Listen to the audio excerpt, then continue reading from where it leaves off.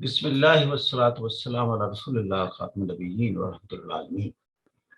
The issue of regionalism and provincialism in Pakistan and 18th Amendment. Pakistan का map ज़रा ज़हन में रखिएगा. सिंध बलूचिस्तान देखें, एरिया वाइज सबसे बड़ा सूबा है और पॉपुलेशन वाइज पंजाब सबसे बड़ा है. तीसरे नंबर पर सिंध है पॉपुलेशन वाइज, चौथे पर KPK. गिलगित बल्तिस्तान का एक डिफरेंट स्टेटस है, AJK का भी डिफरेंट स्टेटस है. Generally speaking, the people of a particular province or a region show their resentment when they feel that their rights are not properly taken care of or they are subjected to discrimination.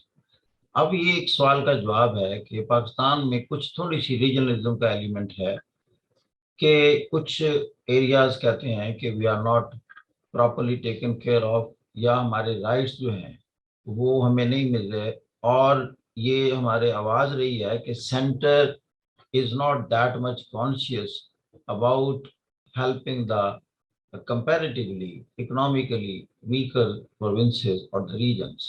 Particularly, this sense of deprivation has been prevailing in Balochistan, to some extent in Sindh and KPK and even southern Punjab also.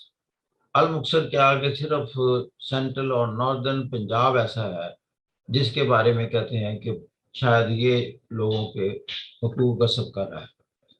अब आपने इस angle से देखना है कि एक चीज आप ज़हन में रखिए कि कोई इलाका तरक्की कब करता है. तरक्की के पीछे जो चीज है वो वहाँ इन्वेस्टमेंट होती है. कि मैं आपको बताऊं ताकि आपको क्लैरिटी हो कि हमारे कौन से एरियाज बैकवर्ड हैं और कौन से इकोनॉमिकली साउंड है. जहाँ इन्वेस्टमेंट होगी यानी इंडस्ट्रियलाइजेशन होगी, वहाँ जॉब क्रिएट होंगे. जॉब क्रिएट होंगे, लोगों के पास पैसा होगा, वो आपको वेल ऑफ नजर आएंगे. जहाँ इंडस्ट्री नहीं लगेगी तो वहाँ लोग, उनके पास जॉब नहीं होंगे. और सबसे ज्यादा इंडस्ट्री जो लगी है, ये आप देखें, मिसाल के तौर पर कराची में लगी है, उसके बाद सिंध में, हैदराबाद में लगी है. आप देखेंगे यहाँ आपको रिच क्लास मिलेगी. फिर आप देखें इंडस्ट्री लगी है, ऊपर आ जाएं मुल्तान या उसके इर्द गिर्द मुजफ्फरगढ़ में लगी है तो वहाँ आपको रिच क्लास नजर आएगी. इसके अलावा बाकी डिस्ट्रिक्ट्स में कम है तो वहाँ कम होगी. पंजाब में आ जाइए, फैसलाबाद में इंडस्ट्री लगी है तो वहाँ रिच क्लास मौजूद है. लाहौर के इर्द गिर्द लगी है, लाहौर एक बिजनेस का सेंटर है, तो यहाँ से चीज़ें आगे पीछे जाती हैं. फिर ये गेटवे टू इंडिया है, एक ही हमारा गेटवे वाघा से सारी इस वक्त जो भी कम्युनिकेशन है, बाकी और कहीं से नहीं है. फिल्म इंडस्ट्री का सेंटर रहा, एजुकेशन सेंटर है, सारा कुछ, एक प्रोविंशियल कैपिटल भी है. तो उसके बाद आप देखते हैं कि GT रोड पर इंडस्ट्री है सारी. आप देखें लाहौर से आप निकल जाएं, सारी GT रोड पर इंडस्ट्री लगी हुई है. यानी पहले गुजरांवाला आ गया, गुजरांवाला के बाद ये वजीराबाद गुजरात, उसके बाद फिर रावलपिंडी है, उसका अपना सेटअप है, और इस्लामाबाद, वहाँ इंडस्ट्री भी है लेकिन, और GHQ सेंट्रल ऑफिस, वहाँ जॉब क्रिएट होते हैं, लोगों को जॉब्स हैं. फिर पेशावर आ जाता है, तो पेशावर उसके गिर्द, फिर ऊपर आप पेशावर का तल्लुक अफगानिस्तान से है, वहाँ से चीज़ें एक्सपोर्ट होती हैं, तो आपको वेल ऑफ लोग पेशावर में भी मिलेंगे. जहाँ अर्बनाइजेशन होती है, इंडस्ट्री होती है, तो वहाँ एजुकेशन भी इसी के साथ लिंक्ड है. लोगों को सहूलतें मिलती हैं.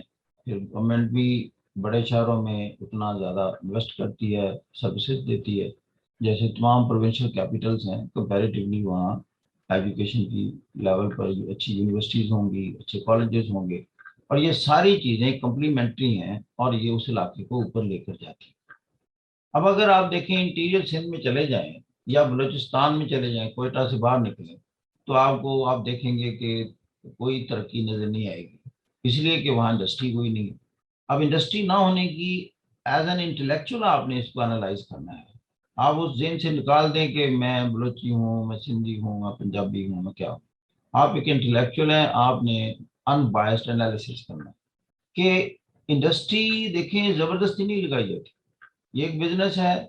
बिजनेसमैन वहां जाता है जहां उसको प्रॉफिट मैक्सिमाइजेशन का चांस ज्यादा है.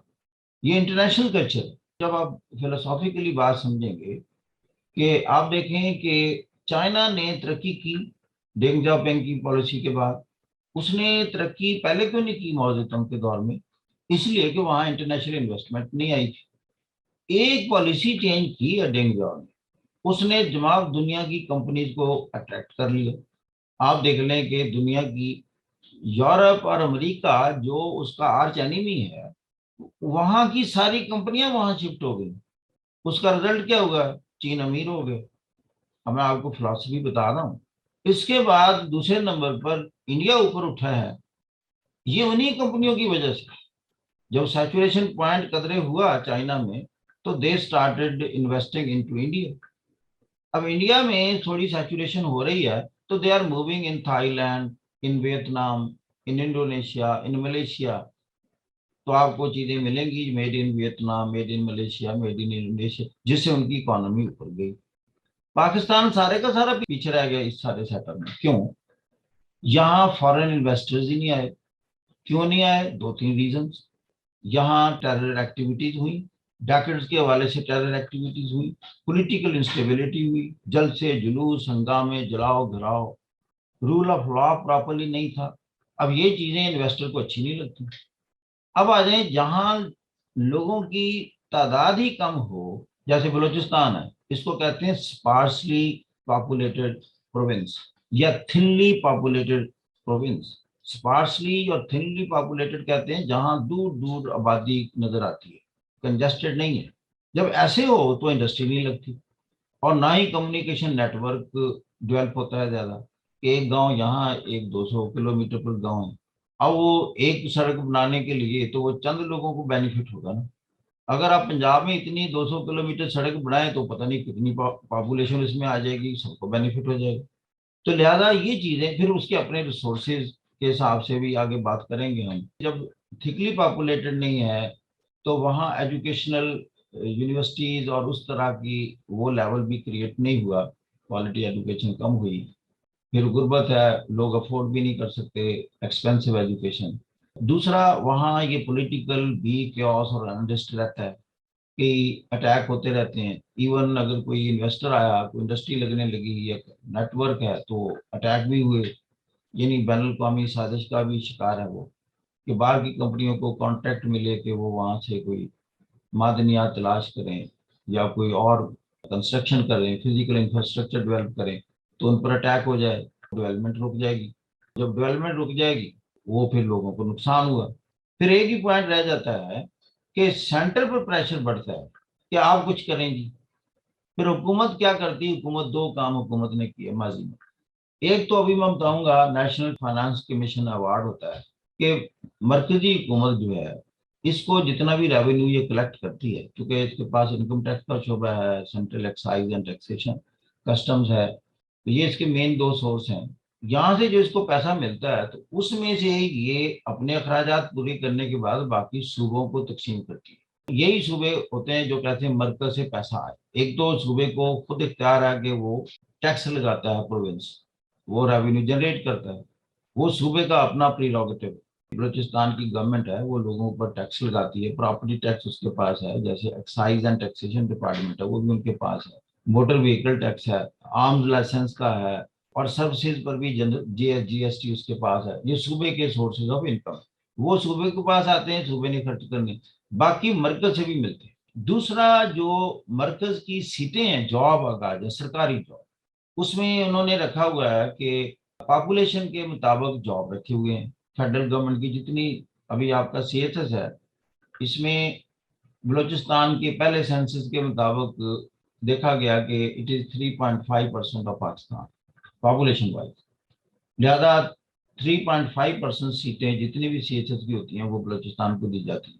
अब पंजाब जो है, ये वैसे तो 56% पॉपुलेशन वाइज है ऑफ पाकिस्तान, तो इसको सीटें 50% दी गई, इसलिए कि अगर वो दी गई ज्यादा तो बाकी थोड़ा प्रॉब्लम होता है। फिर क्या हुआ कि 10% मेरिट की रखी गई। ये भी सोचा गया कि कोटे की बजाय मेरिट पर भी रखो, थोड़ा मेरिट को इनकरेज किया जाए, क्योंकि एक स्कूल ऑफ थॉट था कि सारी सीटें मेरिट पर कर दो। अगर सारी मेरिट पर करते हैं कि जो ज्यादा नंबर है वो ले जाए, उससे क्या पॉसिबल था कि पंजाब के लोग अच्छे क्वालिफाइड हैं, उनका एक्सपोजर अच्छी एजुकेशन को है, तो आप देखें 80% के करीब तो लोग पंजाब से पास हो रहे हैं। तो लिहाजा 80 तो ले जाएगा अकेला ही पंजाब मेरिट की, बाकी 20% है नहीं 3 सूबों की, तो वो तो ह्यू एंड क्राई बहुत बढ़ जाना था। फिर कैबिनेट ने फैसला किया कि कोटा मुकर्रर कर दिया जाए, इतने परसेंट सीटें वहीं से लेनी है, ये किसी सूबे को अलॉट ही नहीं हो सकती सीटें। तो सिंध का कोटा अपना 19% पॉपुलेशन, फिर आगे सिंध में और डिवीजन कर दी गई अर्बन और रूरल की, कि जो रूरल के लोग थे वो चूंकि एजुकेशनली बैकवर्ड थे, तो उन्होंने कहा जी हमारा तो, हमें तो अर्बन एरिया ले जाएगा खींच के, तो लिहाजा उसकी डिवीजन कर दी गई। ये मकसद था कि हर इलाके की नुमाइंदगी हो, और हुकूमत यही कर सकती थी। दूसरा, जब प्रेशर हुआ कि जी वो जो मैं कह रहा हूँ टैक्सेस हैं सेंट्रल गवर्नमेंट के पास कलेक्ट होते, वो सूबों को जो देने हैं, एनएफसी अवार्ड जिसे हम कहते हैं, उसमें फिर क्या किया गया, फेडरल गवर्नमेंट ने अपना शेयर कम करके बलूचिस्तान के शेयर में इजाफा किया, ताकि वहां जो सेंस ऑफ डेप्रीवेशन है वो कम की जाए। तो एक ब्रदरहुड का कॉन्सेप्ट है कि जो आपके जैसे कहते हैं इस्लामिक उसूल है, जो भाई गरीब हो you help out that brother. तो इस लिहाज से ये अभी मैं दिखाऊंगा फिर एनएफसी अवार्ड में दिया गया शेयर। जहां तक सर्विसेज का ताल्लुक था, तो एक सेंस ऑफ डेप्रीवेशन थी कि हमारे बंदे फेडरल गवर्नमेंट में सेक्टरी लेवल पर बड़े कम जाते हैं, 3.5% कोई तादाद नहीं है। तो लिहाजा ये किया गया कि मेरिट की 10% सीटों से 2.5% निकाल कर के लिए बलूचिस्तान को दे दी गई। अब बलूचिस्तान का शेयर सीएसएस और तमाम फेडरल गवर्नमेंट की सीटों में जो इस्लामाबाद में भर्ती होती है उसमें बलूचिस्तान का 6% कर दिया गया।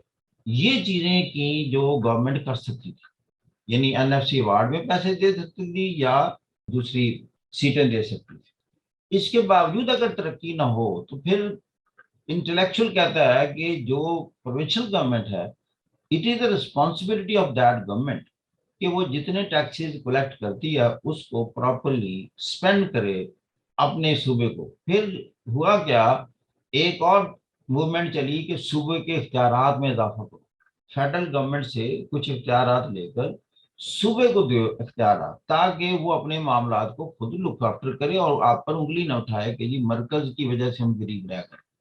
ये 18th अमेंडमेंट जो है ये उसी कॉन्टेक्स्ट में हुई। अब आपको बातें समझ आ जाएंगी ना। मरकज ने अपने कई इख्तियारात सूबे को दे दिए कि you look after yourself, you generate revenue yourself and you take care of yourself, ताकि इस तरह मरकज कमजोर होगा, मरकज के खिलाफ लोग इकट्ठे हो जाएं या इतराज करें। ये है जी सारी बैकग्राउंड। सदरन पंजाब के हवाले से मूवमेंट चली कि जी एक समय एक नया सूबा बनाओ। अब ये पॉपुलेशन वाइज सबसे बड़ा सूबा है, एडमिनिस्ट्रेटिवली प्रॉब्लम होते हैं कि जी लाहौर कैपिटल है तो वहां जाना पड़ता है। तो फिर हुकूमत ने इसको एंटरटेन किया और अब काफ़ी ऑफिस जो हैं वो मुल्तान में शिफ्ट हो गए हैं, यानी लोगों को अपने मामला, यहाँ तक कि सुप्रीम कोर्ट का बेंच भी, हाई कोर्ट का बेंच भी, यानी उस तरह बना दिए गए ताकि लोगों को इस काम के लिए आगे न जाना पड़े। और वहाँ कार्डियोलॉजी सेंटर है, बाउद्दीन ज़िक्रिया यूनिवर्सिटी मशहूर है। इस तरीके से और भी चीज़ें की गई, जैसे निश्तर हॉस्पिटल है उसको ज़रा बढ़ाया जाए, वेल इक्विप किया जाए, ताकि दूर दराज से लोग, दीदी खां, इवन बलूचिस्तान से लोग वहाँ ट्रीटमेंट के लिए मुल्तान आते। तो ये चीज़ें हुकूमत ने किया, ये आपके ज़हन में होना चाहिए। फिर क्या हुआ कि उसके बावजूद एतराज़ात हुए, सिंध में, इंटीरियर सिंध में ऑब्जेक्शन हुआ कि government is not taking care of us. फिर फेडरल गवर्नमेंट ने कहा कि ये जो हमने इतने इख्तियार दिए हुए हैं, ऐसे करते हैं कि अगर इतराज, यानी फिर सूबाई हुकूमतें क्या करती थी, वो लोगों को सेटिस्फाई करने के लिए ये कहने शुरू हो गई कि ये मरकज जो है हमें पैसे नहीं दे रहा, मरकज हमें हेल्प आउट नहीं कर रहा। ये जैसे एक ट्रेंड होता है पॉलिटिशियंस का कि अपने ऊपर नई जिम्मेदारी आने देनी, तो कहना जी ये तो मरकज की वजह से आप गरीब रह गए। फिर मरकज ने ये कहना शुरू कर दिया कि अच्छा जो फिर हमने आपको पावर्स दी हैं थ्रू दिस 18th अमेंडमेंट हम विड्रा कर लेते हैं, फिर हम टेकअप कर लेते हैं उनके मैटर। फिर मूवमेंट चली कि जी नहीं पावर्स नहीं लेनी है आपने। फिर हुकूमत चुप कर गई मरकजी, उन्होंने कहा जी ठीक है रखो, 18th अमेंडमेंट को नहीं छेड़ते। तो ये है बैकग्राउंड पाकिस्तान की। अब आपको समझ आ गए हमारे इश्यूज क्या हैं। लेकिन एक जैसे कहते हैं ना सुबह, जैसे दूसरा सुबह पंजाब में बनाने की, तो मैं तो इस जेन का बंदा हूँ कि मैं कहता हूँ कि एक बड़ा सूबा है, दो बन जाए तो कोई प्रॉब्लम नहीं, सदर्न सूबा। अब नाम रखने का मसला, हम वो जाहल कौम है जो नाम पर ही बहस करती रहती। अब अमेरिका में डकोटा स्टेट्स हैं, north Dakota, south Dakota, north Carolina, south Carolina. अब हमारे क्या है जी, सूबे का नाम ये रखना है जी, यानी हमारे बड़े इश्यूज हैं नाम पर। जैसे बच्चा पैदा हो गया, वो मोहम्मद बूटा रख लो या कुदरतुल्ला रख लो, बात तो ये उसकी तरबियत करनी है, उसको बड़ा करना है। तो we fight on the name. यानी ये हमारी जो कल्चर है वो, मैं देखता हूँ कि आप अगर सदरन पंजाब कह दें उसका नाम, बल्कि मैं बताऊं सही मानों में मेरा देन है, जो मेरी अपनी स्टडी है, असल पंजाब तो है ही सदरन पंजाब, इसलिए कि पंज नद उधर है, पांच पानियों की सरजमीन। तो जोग्राफिकली स्पीकिंग, अगर पांच दरिया कहीं कन्वर्ज होते हैं तो वो तो पंजनद में होते हैं। पंजनद है साउथ पंजाब में, अलीपुर के करीब। तो ये क्या है, ये आपकी इंटेलेक्चुअल बहसों के लिए मैं आपको मवाद देता हूँ। बाकी you may have your own point of view, हम सियासत में नहीं है, हम आप तो इंटेलेक्चुअली ग्रो करना चाहते हैं। You may defend your self. आप ये भी देखें कि इसमें पाकिस्तान में करप्शन का बड़ा एलिमेंट है। जो गवर्नमेंट में जाते हैं पॉलिटिशियंस, पहले गुफ्तगू में तो they are very much public conscious, लेकिन पब्लिक को सर्व करने का जो सही सेंटीमेंट है वो बड़े कम लोगों में होता है। ये मसाइल है थर्ड वर्ल्ड, इसलिए कि मासिस बेचारे गरीब हैं, डाउन ट्रोडन है, वो ज्यादा ऑब्जेक्ट भी नहीं कर सकते, बड़े लोगों के खिलाफ खड़े भी नहीं हो सकते, वो अच्छी तालीम के लिए भी नहीं कह सकते कि जी हमें स्कूल में स्कूल टीचर नहीं पढ़ा रहा, या कॉलेज में क्वालिटी एजुकेशन नहीं है, या जो भी पब्लिक सेक्टर में यूनिवर्सिटीज हैं वहाँ का लेवल ठीक नहीं है, हमें प्राइवेटली एंगेज करना पड़ता है, खुद मेंटोर पर के पास जाना पड़ता है, एकेडमी के पास जाना पड़ता है, लाख लाखों रुपए वो ले रहे हैं। अब ये CSS की चक्कर है, तो इसी तरह और कई एकेडमीज हैं, वो कितना कितना पैसा चार्ज करते हैं।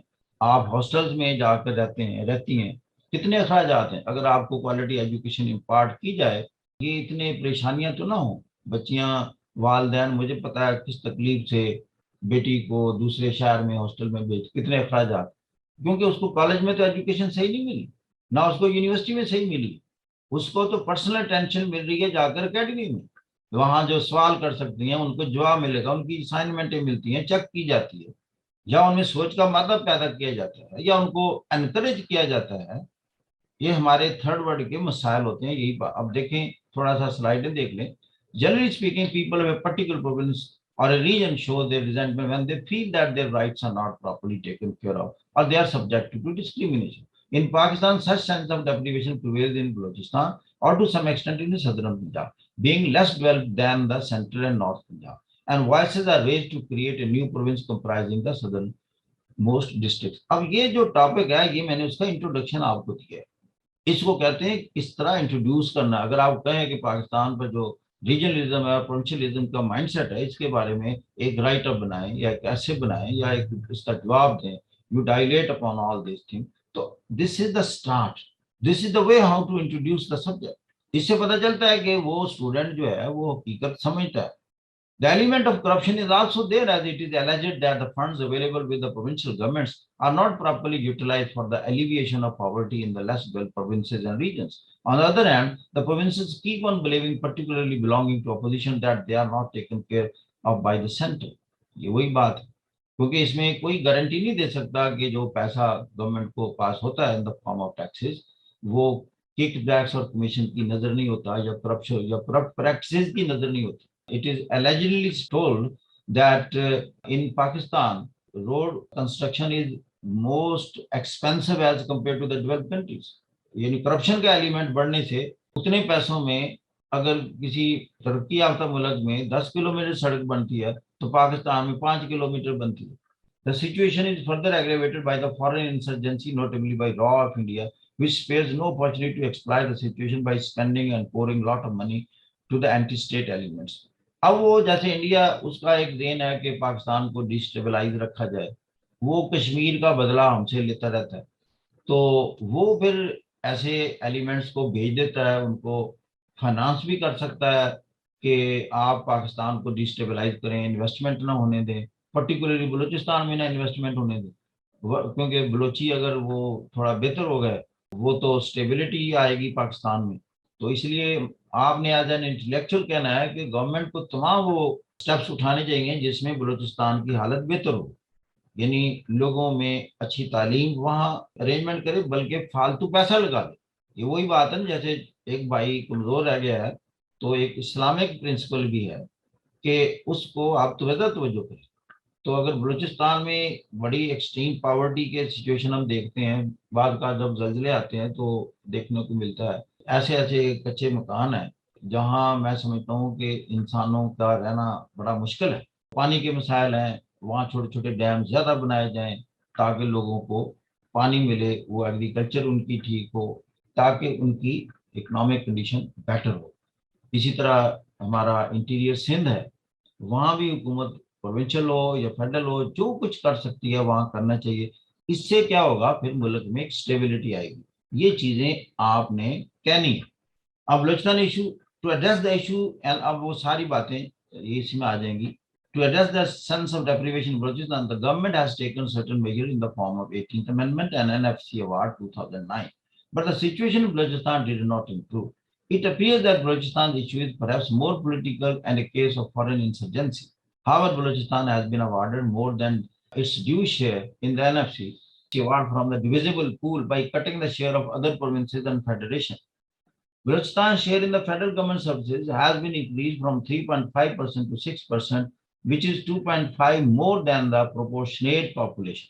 Punjab is 56% of Pakistan population-wise, but its share has been kept at 50%.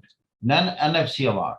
Being a federal structure, Pakistan collects its revenue resources by levying taxes and duties through the federal institution. The same is spent partly to run the federal government and partly is given to the provinces according to a formula. This formula takes into consideration the population of the province, the development level of the province and its revenue generation capacity. अब ये NFC ward में 3 conditions होती हैं। अब ये आपको जेन में तैयारी होनी चाहिए। ये मैं बताऊं, इंटरव्यू के सवाल हैं ये सारे। जी वो क्या कंसिडरेशन है जिसकी बेस पर एनएफसी अवार्ड बनाया जाता है? आप कहेंगे number 1 population of the province, number 2 the development level of that, अगर गरीब है तो उसको थोड़े से ज्यादा पैसे दिए जाते हैं, या उसकी अपनी रेवेन्यू जनरेशन कैपेसिटी क्या, उससे फेडरल गवर्नमेंट को कितना रेवेन्यू मिल रहा है in the form of income tax और in the form of customs duty. तो अगर गवर्नमेंट को ज्यादा मिला तो उसको सूबे को ज्यादा रिटर्न करे। ये है conditions. Balochistan has been objecting that the population should not be made the criterion of allocation of resources, rather area and poverty should be given due consideration. अब बलूचिस्तान का पॉइंट ये था कि अकेली पॉपुलेशन करेंगे तो मुझे कम मिलेगा, मेरी पॉपुलेशन थोड़ी है, लेकिन मेरा एरिया जो है उसको भी पेश नजर रखो कि उसकी वजह से भी हमारे मसाइल हैं। जैसे एक गांव से दूसरे गांव जाना मुझे 200 किलोमीटर सफर करना पड़ता है। Moreover, the federal government should also divert a maximum chunk of the revenue collected from the provinces to the provinces. और जितना वो प्रोविंस से लेते हैं कोई भी रिसोर्सेज से, उसका ज्यादा उसी सूबे को दे। ये भी उनका पॉइंट था। In line with the demands of the Balochistan province, the government in 2009 decided to award 57.5% share to the provinces from the divisible pool of taxes against the previously allocated 47.5%. तो 2009 से पहले सारे सूबों को 47.5% दिया जाता था जितना फेडरल गवर्नमेंट के पास रेवेन्यू आता था। तो लेकिन 2009 में उन्होंने 10% का इजाफा किया। At present the distribution among the provinces as under, Punjab को 51% के करीब मिल रहा है, सिंध को 24% के करीब, केपी को 14% और बलूचिस्तान को 9 के करीब ये मिलता है। Federation also agree to hand over the subject of collection of sales tax on services to the provinces. ये एक इजाफी दे दिया। No doubt Balochistan is backward in education, healthcare and communication network. It is poor as well, as it lacks the sufficient industrial setups, an important source of employment for the people. But almost all these areas are subject of the provincial government. अब ये ठीक है, जैसे मैंने कहा ये सूबाई हुकूमत के पास है, कम्युनिकेशन नेटवर्क डेवलप करना, एजुकेशन देना, हेल्थ सेक्टर को डेवलप करना, तो they should also perform there duty. Unsatisfactory law and order situation of the province has also been instrumental in keeping the investment main source of job creation away from the province, जिससे investor वहां नहीं है। क्योंकि business होती है, उन्होंने वो देखना है मुझे फायदा का, वो अगर जीटी रोड पर उनको फायदा है तो इन्वेस्टर, जैसे मैंने चीन की मिसाल दी, तो वो अमेरिका ने जब उन्होंने कहा ट्रम्प के दौर में उन इन्वेस्टर को you leave China and come to USA your native country, या होम कंट्री, तो वो नहीं आए। उन्होंने कहा जी यहाँ हमें फायदा नहीं है इसका, यहाँ महंगा बनेगा हमारा प्रोडक्ट। अमेरिका में सैलरी बहुत ज़्यादा है, वेजेस बहुत ज़्यादा है, और भी जो यूटिलिटीज का जो एक्सपेंसेस है बहुत ज़्यादा है। They didn't come. Building of deep sea port of Gwadar and CPAC related dividends, which are going to open a lot of opportunities for employment to the Balochi people, are good jobs done by the federal government level and seem to open new vistas in the years ahead in Balochistan. इसको हम समझते हैं ये अच्छा काम हुआ कि ग्वादर में एक पोटेंशियल था, उसका सर्टनली बलूचिस्तान में ही ग्वादर रहनी है, वो पोर्ट कहीं से उठा के लेके नहीं जानी, तो is a good thing which is over there, और उससे रिलेटेड लोगों को जॉब भी मिलेंगे। और सी पैक के जरिए जितनी सड़कें बननी है तो उनके, और जो एक इंडस्ट्रियल जोन बनने हैं चाइना की तरफ से, और वो वहां से चीजें एक्सपोर्ट होगी गल्फ को और मिडिल ईस्ट को, तो वो इसलिए हमें फ्यूचर में ये जो सी पैक और ग्वादर है ये बेसिकली एक पुशिंग फोर्स होगी towards the betterment of this province. Suggestions आपने क्या देने हैं? The government should go for maximum autonomy to the provinces and minimum powers particularly in financial matters with the centre. जब ये 18 अमेंडमेंट की बात हो रही थी उस वक्त तो मैं कहता था कि हमें बिल्कुल फेडरल गवर्नमेंट को वो सूबों से इख्तियारात वापस नहीं लेने चाहिए, जो 18 अमेंडमेंट के जरिए दिए हैं वो दिए रहने चाहिए, ताकि सूबाई हुकूमत अपने लोगों का खुद ख्याल करे। This is a proven fact that this will not weaken the centre but will strengthen it. Additionally, the federal government should not reduce the share already given to the provinces from the divisible pool as opined in some corridors of the federal government.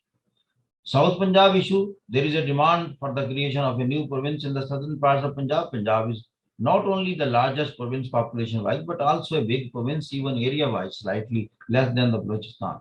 It will be in the fitness of the things if the Punjab is divided into two provinces, namely North Punjab and South Punjab, on administrative grounds in accordance with the provisions of the Constitution. Historically, since it is Punjab, therefore there is no reason of giving any other name to the new province. इसलिए मैं कहता हूँ नया name से कि जो फिर दूसरे लोग वहां बसते हैं उनको इतराज होता है कि जी ये अगर कहें जी सराइकी सुबह नाम रखें तो जो नॉन सराइकी हैं वो फिर इतराज करेंगे।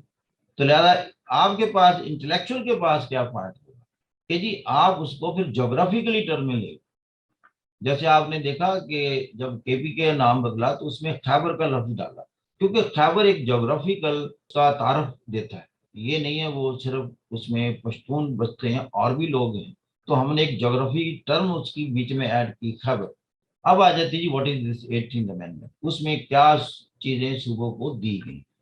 Was passed by the National Assembly of Pakistan on April 8, 2010, removing the power of the President of Pakistan to dissolve the parliament unilaterally. एक तो ये पॉइंट था, पहले प्रेसिडेंट के पास इख्तियार था टू डिसॉल्व द असेंबली, वो ले लिया गया। The name of the NWFP was change to Khyber Pakhtunkhwa. Background, the power of the president to dissolve the parliament was enacted by the 8th amendment to the constitution of Pakistan during the president of general Mohammad Ziaur. फौजी general आए, इन्होंने कहा जी मेरे हाथ में हो, मैं जब मर्जी डिसॉल्व कर दूं। वही बात हुई, जुनेजो साहब की हुकूमत थी तो इन्होंने यही लगाया 8th अमेंडमेंट जो 58(2) भी उसे कहते हैं, तो असम्बलियां डिसॉल्व कर दी और बाद में बेशुमार मुतवातर होती रही। तो बेनजीर की हुई डिसॉल्व और इसी तरह दो नवाज शरीफ की हुई और प्रेसिडेंटों ने की, इसलिए कि उनके पास ये 58(2) भी पॉइंट था। फिर during his second and by the 13th amendment, it was finally restored during the president of general Pervez Musharraf by the 7th amendment. Nawaz Sharif ने उसको खत्म करवाया, फिर वो मुशर्रफ आ गए, उन्होंने फिर उसको बहाल कर दिया। उसके बाद फिर ये बाद में खत्म हुई, यानी ये चीजें होती हैं। तो 18th अमेंडमेंट में फिर खत्म कर दिया। अदर चेंजेस क्या हुई? The ban on third time prime ministership and chief ministership was been lifted. वो नवाज शरीफ क्योंकि प्राइम मिनिस्टर बनना चाहते थे, वो था पहले कॉन्स्टिट्यूशन में कि 2 दफा बन सकते हैं, उन्होंने कहा जी ये चीज निकाल दी। इसमें प्रेसिडेंट जरदारी वो काफी लिबरल थे, उन्होंने कहा नो प्रॉब्लम, जितनी मरतबा मर्जी आप बने। Holding constitution in west is tantamount to high treason. तो ये चीज के कॉन्स्टिट्यूशन का ना कोई छेड़े, ना उसको हेल्ड इन अबेंस करे, ना उसको अबॉलिश करे, तो ये गद्दारी के मुतरादिफ है। The council of common interest has been reconstituted with the Prime Minister as its chairperson and the body should meet at least once in 90 days. तो ये पहले ये था प्राइम मिनिस्टर को पावर दे दी गई कि जी वो, और सही दी इसलिए कि वो आवाम का नुमाइंदा तो वही है सही मानों में। इसमें सारे सूबे के जो नुमाइंदगी होती है इसमें, ताकि वो कॉमन इंटरेस्ट का कोई भी इशू वहाँ हो, वहाँ डिस्कस हो, कोई डिप्राइव फील ना करे। A judicial commission will recommend the appointment procedure of superior judges and the final names of judges will be decided by parliamentary commission. A chief election commissioner will be appointed through consensus between Treasury and opposition. Establishment of Islamabad High Court and benches of high courts in Mangora and Turbat. ये यानी अच्छा किया. Recognition of the children's right to education and insertion of a new section under Article 25A to provide constitutional guarantee that state will provide free and compulsory education to all girls and boys up to age 16. गोया कि matric तक हमारी तालीम बिल्कुल free है. Among other changes, courts will no longer be able to condone suspensions of the constitution. यानी ये अदालतें उसको भी लेजिटिमाइजेशन में नहीं जा सकती कि किसी भी कॉन्स्टिट्यूशन को अगर कोई भी सस्पेंड करे. A judicial commission will appoint judges. The president will no longer be able to appoint the head of the election commission. The bill also enhances provincial autonomy. The president will no longer be able to declare emergency rule in any province unilaterally. So ministries abolished at the federal level. अब मरकज से कई खाम खा खर्चे हो रहे थे और ये उन्होंने मिनिस्ट्रीज खत्म ही कर दी. Ministry of Women Development abolished at federal level. Ministry of Youth Affairs abolished at federal level. Ministry of Zakat Ushar abolished at federal level, given to provinces. Betul माल का ये काम वही करें, वही तकसीम करें. Ministry of Local Government Rural Development abolished at federal level. Ministry of Special Initiatives abolished at federal level. Ministry of Population Welfare abolished at federal level. Ministry of Social Welfare and Special Education abolished at federal level. यानी इनके इतने फायदे नहीं थे, खाम खा खर्चे थे, उतने वजीर बनाने पड़ते हैं, सारा कुछ ये खत्म किए. That was good. फिर the following ministries were devolved at federal level and were given to the provinces. ये सूबों को दे दी गई कि यू लोग उस तरह उनको एम्पावर किया गया. Ministry of Education, Ministry of Environment, Ministry of Health became Ministry of National, नाम भी बदले कुछ इन्होंने. Ministry of Labor and Manpower became Ministry of Overseas Pakistan Human. Ministry of Minorities Affairs merged with Ministry of Religious Affairs. तो federal level पर भी ये तब्दीलियां की गई. तो इसी तरह ministry of sports became Pakistan sports board at federal level and given to provinces. Ministry of tourism powers given to Pakistan tourism development corporation. Under the 18th Amendment, the concurrent list of 47 subjects on which both the federal and provincial governments were previously legislating, and in case of clash federal law was prevailing, has been abolished and almost 40 out of 47 subjects have been devolved to the provinces. अब ये concurrent list क्या है? ये list वो है जिसके कह लें कि 47 सब्जेक्ट्स हैं, 47 एरियाज हैं, जिसमें फेडरल गवर्नमेंट भी कानून साजी कर सकती है, पॉलिसी बना सकती है और प्रोविंशियल गवर्नमेंट. लेकिन अगर क्लैश हो जाए तो federal law will prevail on. इसमें क्या किया 18 अमेंडमेंट में, इसको अबॉलिश करके 40 सब्जेक्ट्स जो है ये सूबों को दे दिए, उनके सब्जेक्ट्स बढ़ा दिए गए. The Constitution of Pakistan divided the legislative powers between the center and the provinces by delineating two legislative lists. Federal legislative list, इसके जी पार्ट 1 में 59 आइटम, पार्ट 2 में 8 आइटम थे. अच्छा जी. Concurrent list 47 items. ओके, अब सुने जरा थोड़ी इसकी तफसील. In the federal list, there were enumerated subjects on which the federal center alone could legislate. यानी ये वो एरिया थे जिन पर सिर्फ फेडरल गवर्नमेंट ही कानून साजी कर सकती. ये जो फेडरल लिस्ट है ऊपर वाली नंबर 1 वाली, यूं कह लें कि 67 आइटम है टोटल. अब कंकरेंट लिस्ट के जो 47 आइटम है, ये 1973 कॉन्स्टिट्यूशन में क्या था इसके बारे में. On these items both the centre and the provinces were entitled to legislate, but it was also laid down in the constitution that in case of conflict between the laws made by the center and a province with respect to a subject in the concurrent, it was the federal law which was to prevail, no matter which of the two laws were made first. यानी precedence मिल गया federal government. This means that the center had actually competence not only over the subjects specifically reserved for it, but also over those mentioned in the concurrent legislative list. The residual residuary powers in matters not enumerated in the legislative list were left to the competence of the provinces. गोया कि इसमें provinces को आपने बहुत authorise कर दिया। अब हमने कह दिया कि इसमें जो है ना सूबों को ज्यादा दे दिए हमने, 40 दे दिए 47 में से। With the deletion of certain items from the concrete legislative list, the federal government will lose its power to legislate for the entire country as the said powers would have devolved to the provinces. अब वो मुल्की level पर कोई फैसला नहीं कर सकती उन पर जो सूबे ने कर दिए हैं। Therefore, according to some political analysts, it is imperative to incorporate a new provision in the constitution which empowers the federal government or the National Assembly to enact legislation referring to an international treaty or a convention of all of Pakistan's territories, even if the matter of the treaty relates to an item in the concrete legislative list that stand related.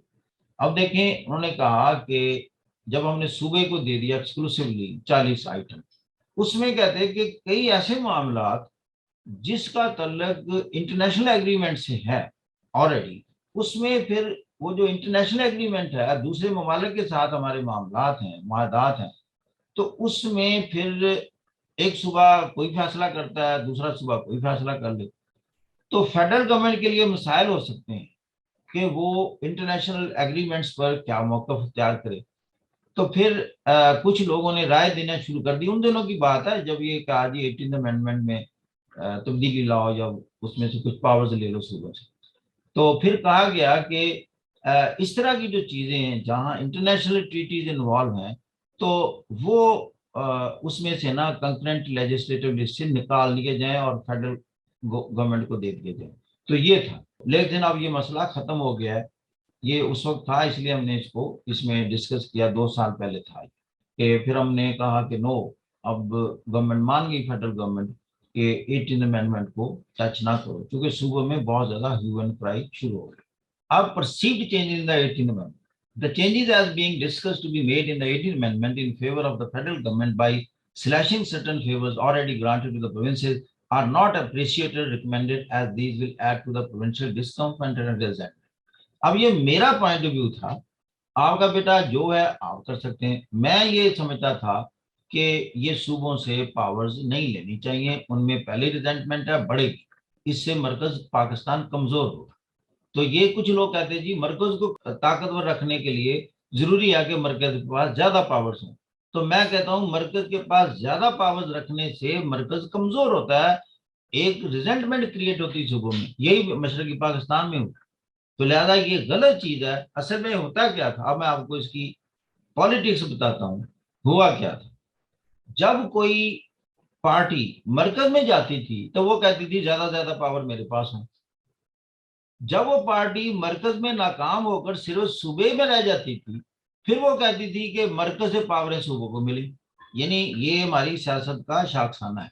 अब आप ना मरकज के हैं ना सूबे के, आप intellectual हैं, तो आपने देखना ये है कि पाकिस्तान के लिए बेटर क्या है।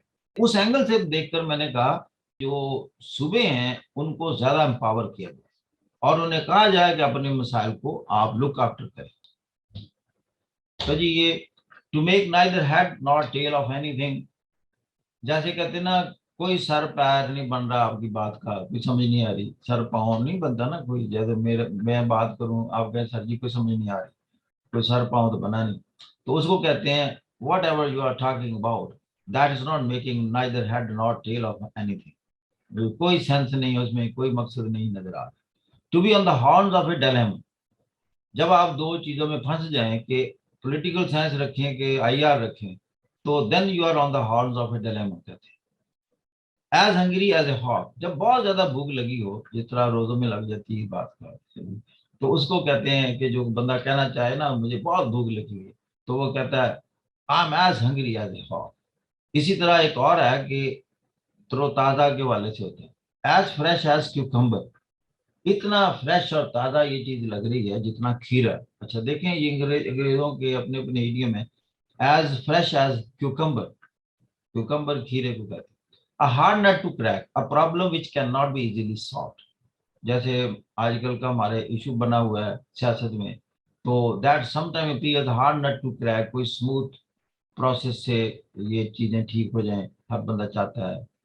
पाकिस्तान के बेटरमेंट में कई इशूज होते हैं, इवन कश्मीर इशू, फलस्तीनियन इशू, ये इस तरह के हैं, हमें हार्ड नट टू क्रैक लगते हैं, तो इसीलिए परसिस्ट कर रहे हैं। इन ए नट शेल इसको हम कहते हैं इन ब्रीफ, तो उसमें कहते हैं in nutshell I can say about this whole story, in hot water in difficulty. तो जब आप मुश्किल में हो, कोई हो, अल्लाह करे आप ना हो, तो फिर आप कहते हैं कि he is in hot water nowadays, is facing so many difficulties. Personal उसकी इंग्लिश का बार बार हम थोड़ा सा बच ऐड करते हैं, बाकी तो आप अपने तौर पर जितनी स्टडी करेंगे कोई एंड नहीं है इसका, इसलिए लेकिन हम 3 माह में जितना हो सकता है थोड़ा बहुत इसका एक कुछ आइडिया देते रहते हैं आपको। अब प्रपोजिशन का है, he replied me in the positive, ये इनकरेक्ट है, he replied to me in the positive. अच्छा, इसमें रिप्लाई के बाद टू लगना, ये हमें याद करना पड़ेगा। He replied to me, use of among and between, among कहाँ होता है, बिटवीन, दो के दरमियान हो तो बिटवीन करते हैं। अच्छा, she was the prettiest among 5 women, अब ज्यादा में है तो हमने कहा वो फिर अमंग लगा दिए, क्योंकि तो ज्यादा लोग अमंग, इन सब में ये खूबसूरत तरीन खातून है। He was caught between the devil and the deep sea, ये दो मुसीबतों में गिरफ्तार, यानी दो जहां आ गए फिर बिटवीन, दो मुसीबतों में गिरफ्तार हो गया। अच्छा, the profit was divided between the two brothers, so beside and besides, come and sit beside me, ये आप आइए मेरे साथ बैठ जाइए बिसाइड में। अब बिसाइड्स जो है वो और मीनिंग रखता है, ही वाज, अच्छा लेकिन बिसाइड के भी दो meaning, he was beside himself with Joy after passing the CSS exam, वो तो उसकी खुशी की इंतहा नहीं रही सीएसएस पास करने के बाद, तो he was beside himself.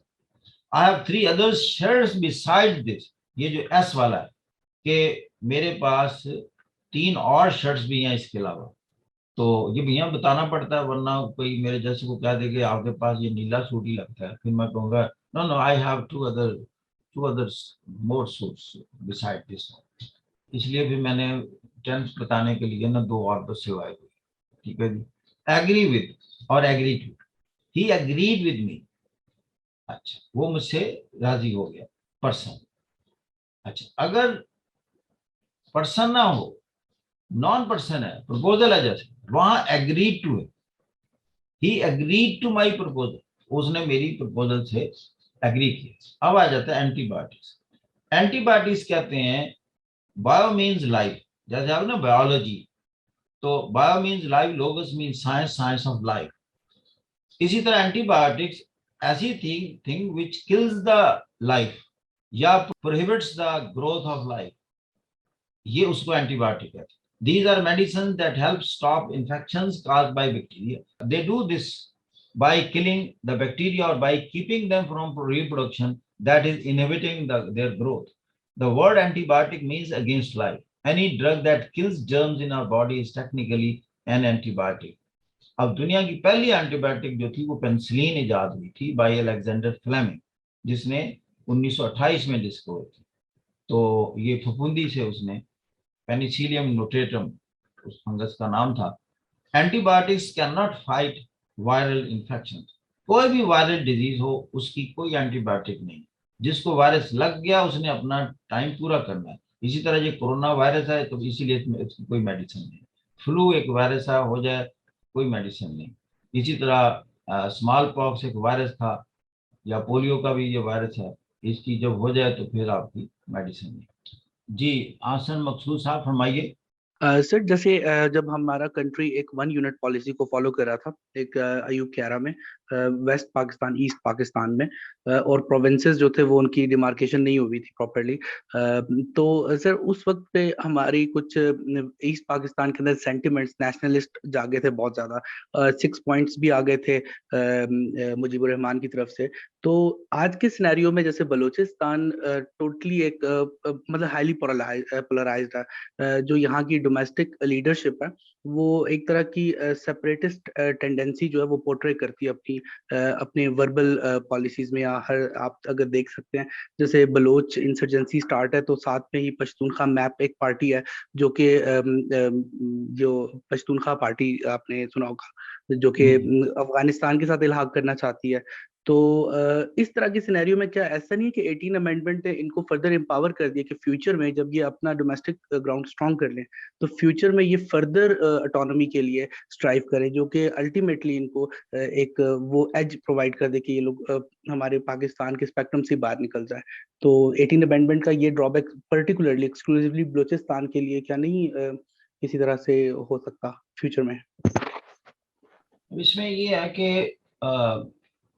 Autonomy हमने दी है वो इसलिए कि एक पॉइंट था कि जो हमने बात की कि सेंस ऑफ डेप्रिवेशन उनकी दूर की जाए, क्योंकि जो सेपरेटिस्ट एलिमेंट है वो इसको पॉइंट बनाते थे कि you have been kept deprived poor by the centre. अब हमें पॉइंट हो गया कि इस इशू को कैसे एड्रेस करें, कि वो तो सारे सेंटर के खिलाफ लोगों का ज़हन बना रहे हैं कि मरकज आपके हुकूक ले गया, आपको गरीब रख दिया, ये कर दिया। अब जैसे मैंने अर्ज किया कि मरकज को फिर और कोई नहीं, मरकज ने कहा कि इनको पैसिफाई करने का तरीका ये है कि इनको पावर दी जाए कि आपकी जो डेप्रीवेशन है, if you are poor less literate, तो जो भी आपके मसाइल है, बेसिकली देखें बंदा आज़ादी क्यों चाहता है या किसी और के साथ जुड़ना क्यों चाहता है, वो इसलिए कि हम ना अपनी हालत बेहतर करना चाहते हैं। और सियासतदान क्या आपको लालच दे कि हम आपको ऐसे सिनेरियो में लेके जा रहे हैं पॉलिटिकल, जिसमें आप ना वेल ऑफ होंगे, आप तरक्की करेंगे, आप रिच हो जाएंगे, आपके पास पैसा आ जाएगा, आप हाकिम हो जाएंगे, आप जनाब आपकी मौजें लग जाएंगी, तो आप इससे जान छुड़ाएं और ये करें वो करें, यही है ना। तो वेल बीइंग है बेसिक। तो लिहाजा एड्रेस किया गया कि इनकी इकोनॉमिक वेल बीइंग के लिए क्या कुछ किया जाए, वो मैंने आपको बताया कि जो फेडरल गवर्नमेंट सीटें बढ़ा दो इनकी, अच्छा डिविजिबल पूल में से पैसे ज्यादा दे दो और इनको रेवेन्यू जनरेट करने की पावर्स दे दो, ये किया।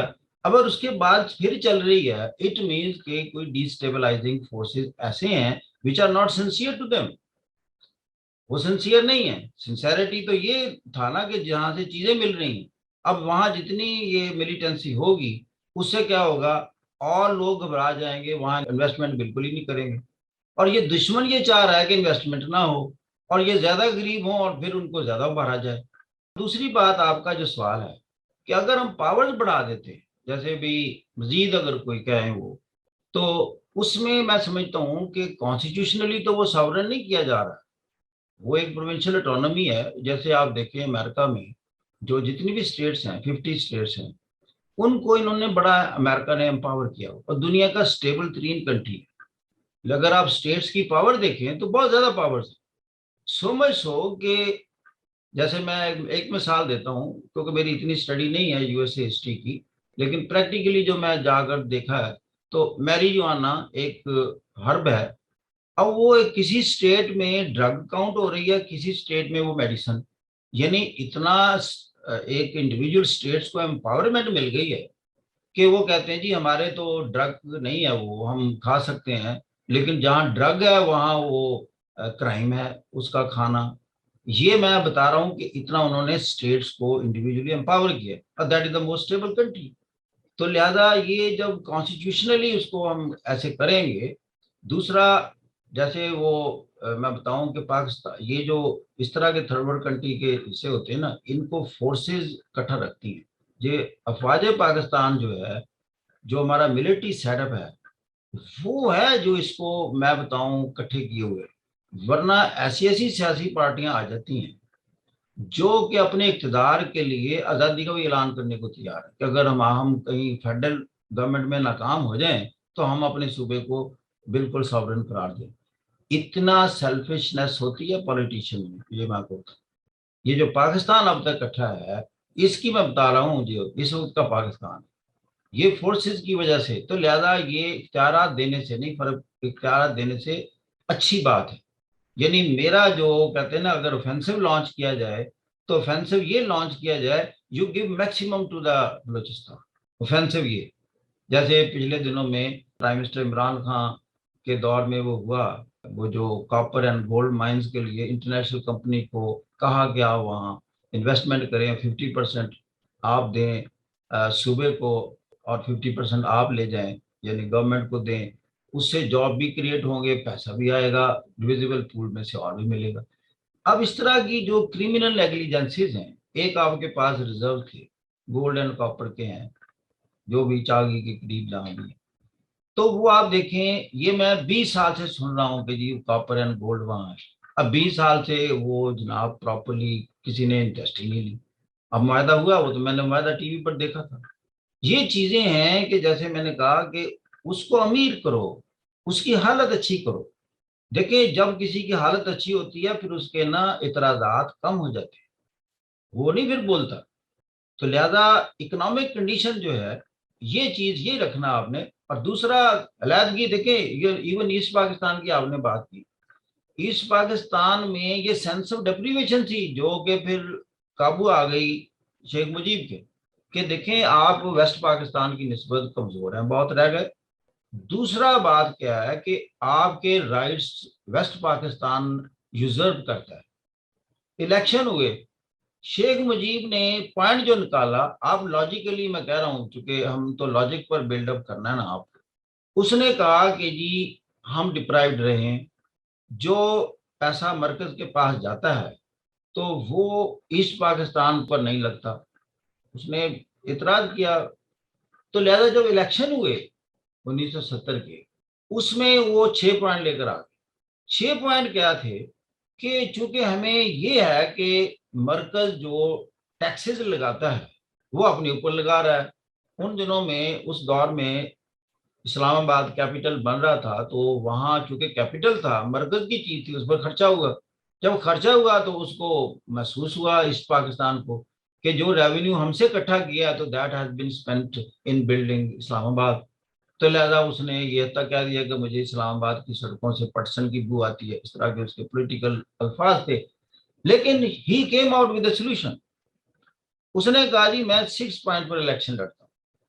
वो पॉइंट क्या थे कि फेडरल गवर्नमेंट के पास सिर्फ फॉरेन अफेयर्स और डिफेंस रहेगा, बाकी सारे मैटर प्रोविंस को दे दिए जाए, इंक्लूडिंग करेंसी, ताकि ईस्ट पाकिस्तान का कोई पैसा वेस्ट पाकिस्तान में जाए ना। Sovereignty will rest with the federal government. मुल्क दो नहीं होंगे, डिफेंस एंड फॉरेन अफेयर्स, बाहर की दुनिया में एक मुल्क के तौर पर बात हो। इस पर उसने इलेक्शन लड़ा और उसको इजाजत दे दी गई। जब इलेक्शन हुए, उसने सारी सीटें जीत ली ईस्ट पाकिस्तान, एक्सेप्ट 2। एक तो चाटगांव का कबायली इलाका था, राजा त्रिदेव राय, वो चूंकि कबायली था, वो कबाइल का जो चीफ्टन था उसी ने होना था, वो शेख मुजीब को वहां से वो नहीं सीट मिली। दूसरी, ढाका में से नूरुल अमीन एक था, वो आजाद खड़ा था, बाकी सारी सीटें वो ले गया ईस्ट पाकिस्तान। नूरुल अमीन वाज एक बिग पॉइंट कि जी नूरुल अमीन को कैसे ढाके से शेख मुजीब के मुकाबले में जीत गया। वो लोगों ने कहा ही सच ए नाइस पर्सन कि इसको हम नो कह ही नहीं सकते, वो इंडिपेंडेंट खड़ा है, वो कामयाब हो गया। बाकी चूंकि मेजॉरिटी सीटें उसके पास थी, जुल्फकार अली भुट्टो दूसरे नंबर पर आए। अब देखें ईस्ट पाकिस्तान कब टूटता है। अब वो जब हो गया तो उसने कहा जी कि जो फेडरल नेशनल असेंबली होगी, इसकी मीटिंग ढाका में होगी। अब वो देखो, उसने तो फेडरेशन का तो कायल था ना, ढाके में उसने मीटिंग कॉल कर ली और याया खान ने अनाउंसमेंट कर ली, एग्री कर लिया एज ए प्रेसिडेंट कि यस, ये उसका राइट बनता है कि ये तो नहीं ना ढाका पाकिस्तान से बाहर है कि जी नेशनल असेंबली की मीटिंग उधर हो। How he was going to be prime minister of Pakistan. जब ये हुआ, वो जो स्टेटमेंट जुल्फकार अली भुट्टो की थी उस वक्त, उसने कहा जी हम ना टांगे तोड़ देंगे जो वहां गया। लो जी, उस दिन टूट गया पाकिस्तान, आई टेल यू। और फिर फौज भी उसके साथ मिल गई। वो या तो फौज मनवाती ना जबरदस्ती कि मीटिंग उधर, मीटिंग है, मीटिंग होने दो, प्राइम मिनिस्टर बनता तो बनने दो, तुम आप अपोजिशन में बैठे बैठे। अब उसने कह दिया वेस्ट पाकिस्तान हमें कभी इक्तदार देने का कायल ही नहीं। उसकी बात में वजन पैदा हो गया and the movement start. That resulted in a very very humiliating defeat of Pakistan. ऐसे हुआ कि तो ये है। तो बात मैंने जहां से स्टार्ट की थी, एंड मैं वही कर रहा हूं कि जब आप किसी को किसी का राइट नहीं देंगे, आप किसी को चुप नहीं करा सकते। ये मैं इंटेलेक्चुअल की जुबान बोल रहा हूं कि आप एक इंटेलेक्चुअल, जब आप दें किसी को राइट जितना उसका बनता है, जिसको कहते हैं मेरिट बेस्ड, तो बताएं उसके आवाज रहेगी? आपका मिसाल के तौर पर CHS में सिलेक्शन हो रही है, आपको कोई बता दे कि इंटरव्यू कमेटी में सिफारिश चल रही है, बताएं कितनी रिजेंटमेंट होगी? पढ़ पढ़ के आप कहेंगे मैं पागल हो गया हूं। उधर जनाब आप 5 इंटरव्यू करने वाले हैं, उनको आप इन्फ्लुएंस कर लिया, तो बताएं प्रोटेस्ट बन गया कि नहीं? प्रोटेस्ट। दुनिया का हल एक ही है, merit, justice and fair play, जहां आप अपनी जाती इंटरेस्ट को सेट असाइड करें। ये इंटेलेक्चुअल ने बोलना है, उसने ताक़यामत बोलते रहना है, लेकिन उसकी कभी मानी जाती है, कभी नहीं मानी जाती। वेस्ट में ज्यादा मानी गई है, इसलिए वो इकोनॉमिकली, पॉलिटिकली ज्यादा स्टेबल है।